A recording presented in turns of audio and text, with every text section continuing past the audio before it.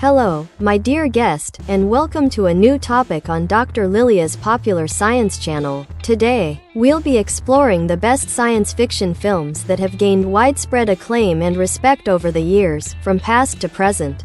You're watching the very second video of this series, and our review will be on the movie They Live.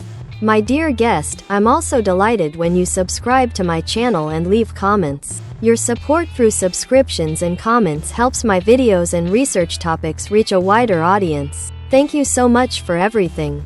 Now, let's dive into the second video of our sci-fi film series. They Live, 1988, is a science fiction film directed by John Carpenter, who also co-wrote the screenplay with Ray Nelson. Carpenter, widely known for his contributions to the horror and sci-fi genres, composed the film's musical score as well. The film is based on Nelson's short story 8 o'clock in the Morning and became an iconic piece of 1980s cinema, lauded for its political subtext, biting social commentary, and blend of genres. The story follows Nada, a drifter who arrives in Los Angeles seeking work. He discovers that the city, much like the rest of society, is under the control of extraterrestrial beings that have infiltrated the planet. The aliens, disguised as humans, manipulate people through the use of subliminal messages that dictate societal norms such as obey, consume, stay asleep, and no independent thought. While wandering through the city, Nada finds a pair of special sunglasses at a local church. These sunglasses, referred to as Hoffman lenses, allow him to see the world as it truly is. A dystopian reality where the ruling class of aliens controls humans through consumerism, mass media, and subliminal coercion. Through these lenses, everyday advertisements, billboards, and magazines reveal hidden commands that humans unknowingly follow. Nada can also see that many high-ranking officials, wealthy elites, and law enforcement officers are actually aliens in disguise. Realizing the gravity of his discovery, Nada attempts to alert others but faces significant resistance. In one of the most iconic scenes of the film, Nada tries to convince Frank, a fellow worker, to wear the sunglasses and see the truth. This leads to a legendary 6-minute fight scene, which has since become one of the most memorable sequences in action cinema. Eventually, Nada uncovers a conspiracy that reveals how the aliens have integrated into society and formed alliances with human elites in exchange for wealth and power. The film critiques the socio-political landscape of the 1980s, including the greed and excess of Reagan-era capitalism.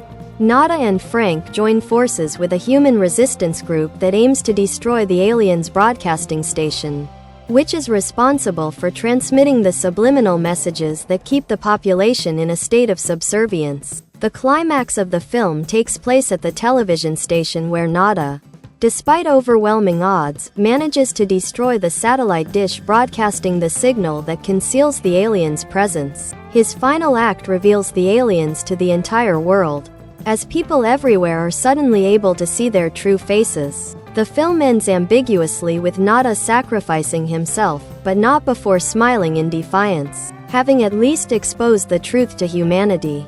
They Live is widely regarded as one of the most politically charged science fiction films of the 1980s. It uses the metaphor of alien invasion to critique consumer culture, media manipulation, and the widening gap between the rich and poor. The aliens serve as an allegory for corporate elites and government powers that exploit the working class, while the sunglasses symbolize the importance of awareness and the need to question the status quo. One of the reasons the film gained cult status is due to its relevance to ongoing socio-political issues, its critique of consumerism, economic disparity, and the power of the media resonates just as much today as it did in the late 1980s. Phrases like obey and consume have been adopted into popular culture, becoming slogans that transcend the film itself. The film's imagery has been widely referenced in art, music, and political commentary, particularly among anti-establishment and anti-capitalist groups. Carpenter's blend of action, horror, and science fiction creates a genre-defying experience, and the film's gritty, low-budget aesthetic adds to its raw appeal. It didn't receive much critical attention when it was first released, with some dismissing it as merely a B-movie. However, As political and cultural dynamics evolved, They Live gained increasing recognition for its sharp social commentary. Today, it's seen as a prescient film that foretold the rise of corporate influence over politics, the widening economic divide, and the pervasive nature of advertising in shaping public consciousness. They Live is not only a cult classic but also a film that has grown in significance over time. Its powerful narrative, laced with social criticism, has made it a lasting piece of cinematic history. Carpenter's direction, coupled with Piper's iconic portrayal of Nada, cemented the film's place in popular culture.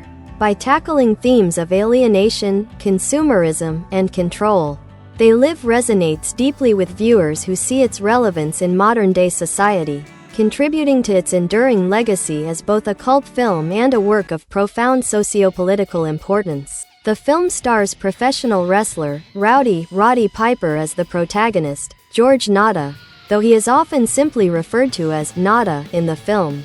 His co-star, Keith David, plays Frank Armitage, a construction worker who becomes Nada's ally.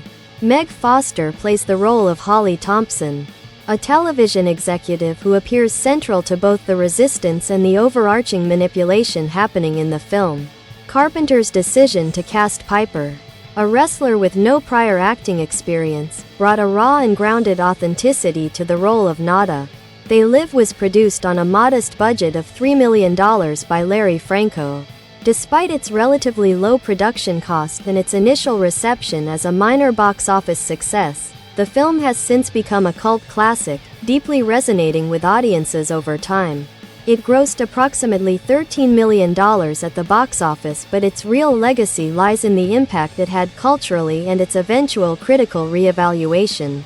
Thank you for watching today's video. If you enjoy content like this, please don't forget to subscribe to my channel and click on the notification bell to stay updated with new videos. Also, if you liked it, be sure to leave a like and share your thoughts in the comments. Looking forward to seeing you again with new videos. I can't wait to bring you more knowledge from the enchanting world of science.